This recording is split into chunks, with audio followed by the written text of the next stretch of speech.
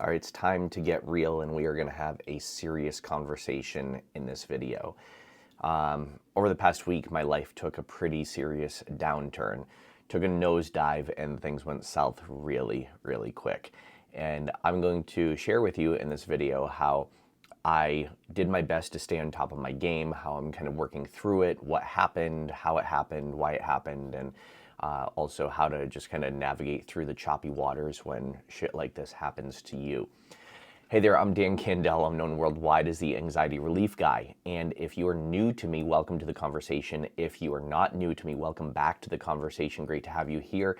And while you're here, if you are new to me, make sure you subscribe. Make sure you do a thumbs up, comment, even share the video with other people that might be going through a really difficult time right now. Exactly 1 week ago from the time that I'm recording this video, I get a phone call. And for those of you who don't know, my mom, she's 68 years old. She has pretty debilitating dementia, and she is in a nursing home. She's been there for the past 6 months because she had a really bad fall back in December. And because of her cognitive abilities, she's not able to do rehab properly, so she's not really able to walk, so she's wheelchair bound. Well, I'm up with her almost every single day, making sure she has her daily Dunkin' Donuts coffee, making sure her nails are done. I paint her nails and stuff like that, and doing my best to make sure she's still having some sort of quality of life. And exactly 1 week ago today, I was walking into the nursing home to go visit her with her coffee like I usually do, and I get a phone call as I was walking in from the nursing home saying, "Hey Dan, something's happening with your mom. You need to get up here right now, and she needs to go to the hospital." So I quickly ran up to her room. She had a bunch of people that were all around her. She had an oxygen mask on. Long story short, her O2 level, her oxygen level dropped down to 70%. We rushed her to the hospital. They found out she had a pulmonary embolism. She had a blood clot in her lungs.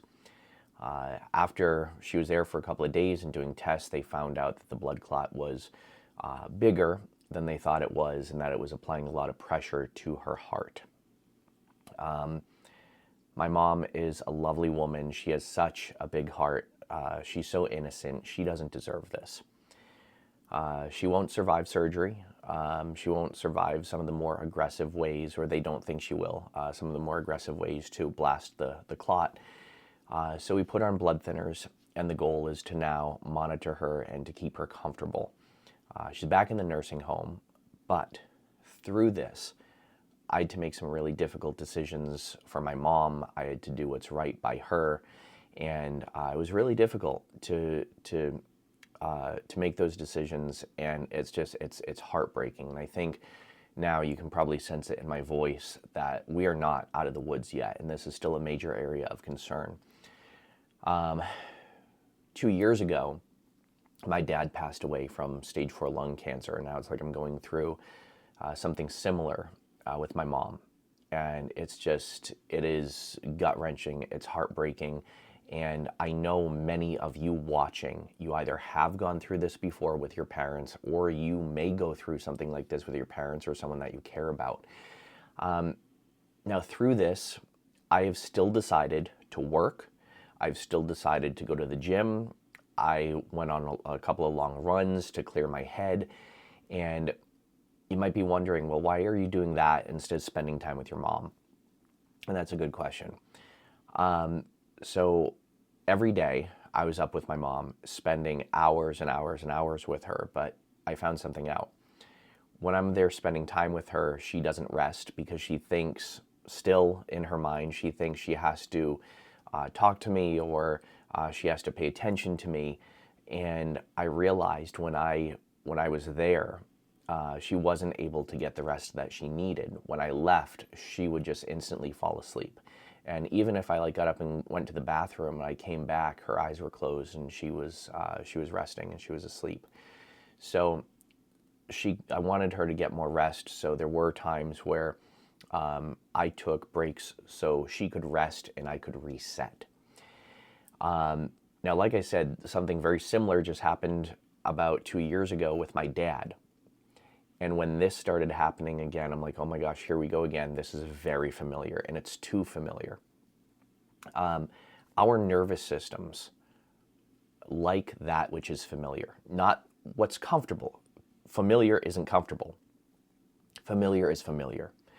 And sometimes our nervous system and our mind gets used to things that are stressful or difficult or anxiety producing, and that becomes our familiar, and that's what our nervous system expects. So the other reason why I left is not just so my mom could get rest, but also so I could reset and do things that were positively familiar to me. So for example, I came back to my office and worked with a couple of clients. I did some of my groups. I worked on my business. I worked on my master's degree. In fact, I brought my computer up there and I sat behind my mom's bed so she couldn't see me. So that way she forgot that I was there. So she did rest. I was typing away on my computer and watching her.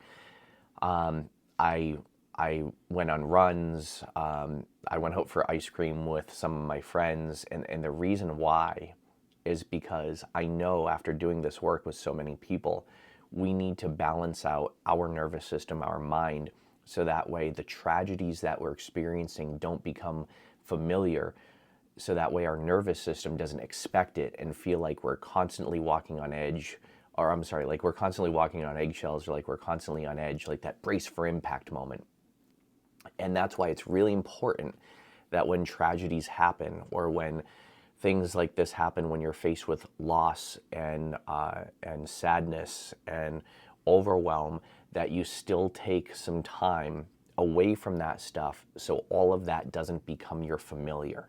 So that way that's not what your mind resets to. You want your mind and your body to reset to something that is positively familiar, that gives you more of a sense of purpose, that gives you more of a sense of clarity away from that tragedy.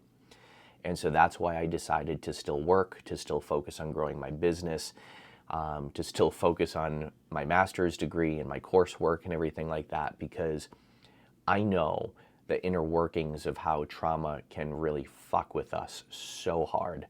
And when things go sideways like this, how it can just mess with us so much. So just take away from this. Take what you will from this.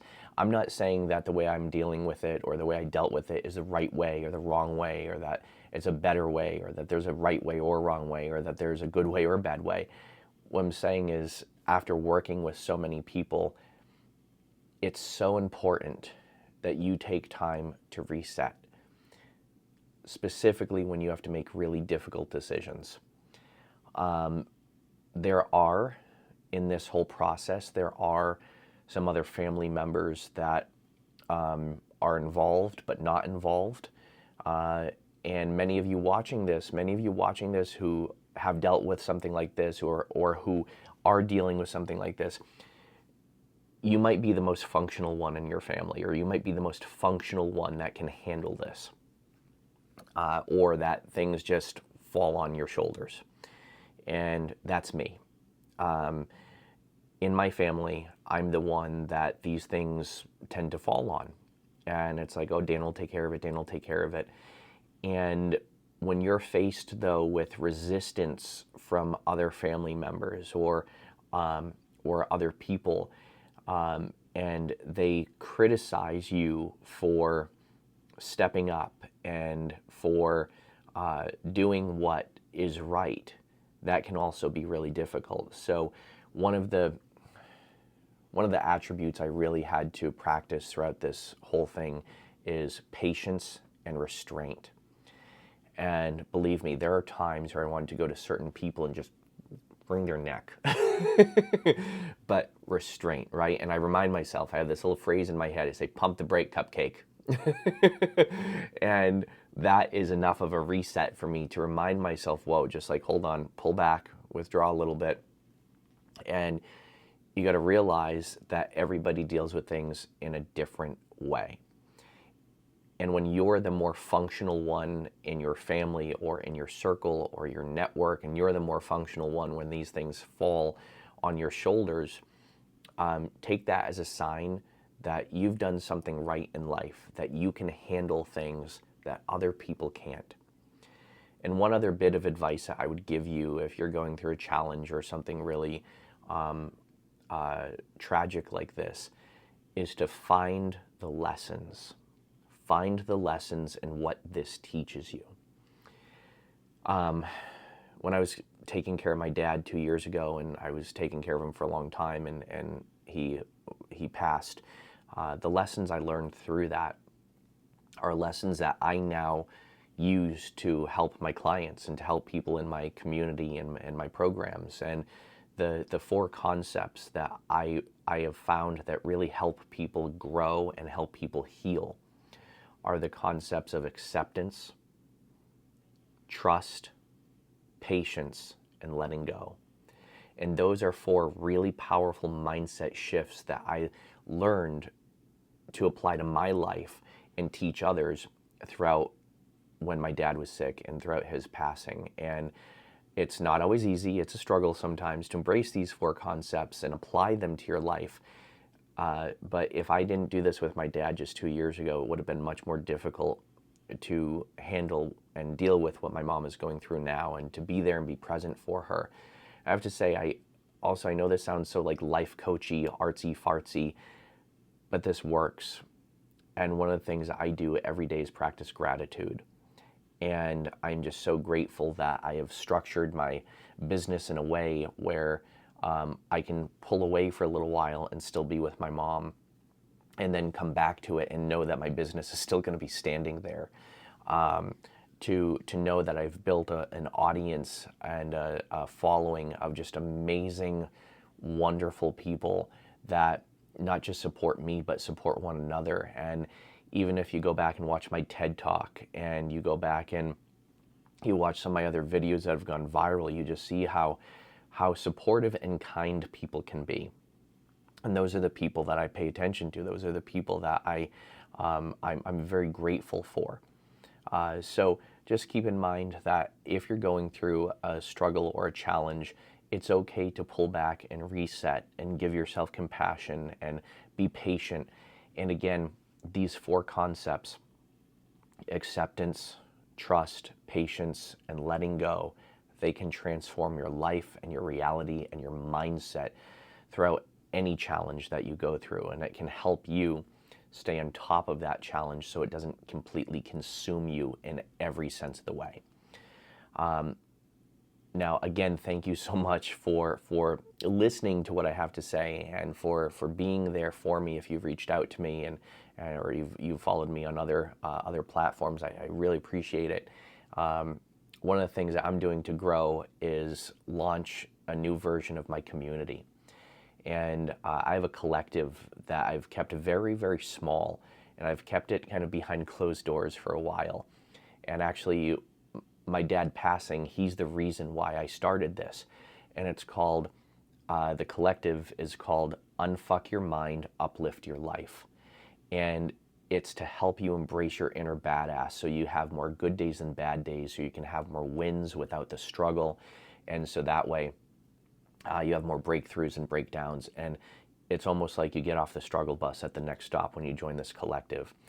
And the Unfuck Your Mind, Uplift Your Life collective, I take 10 people in at a time, and I'm going to be opening the doors to that collective. Again, I've also made it very affordable, so that way it's something that is more practical for more people. If you would like to join that collective, just leave me a comment below that you're interested in it. You can also email me and let me know. And if there are no more spots open, I'll put you on the wait list, so that way you can get on the wait list and get first priority of joining the next time I open the doors to that. I know this was a little bit on the heavier side, but I really want to be real with people. I want you to see that even though someone who does this work, we all still struggle because we're all still human. So with that said, my friends, as always, be well, do good, be true to who you are. Happy healing, and bye for now.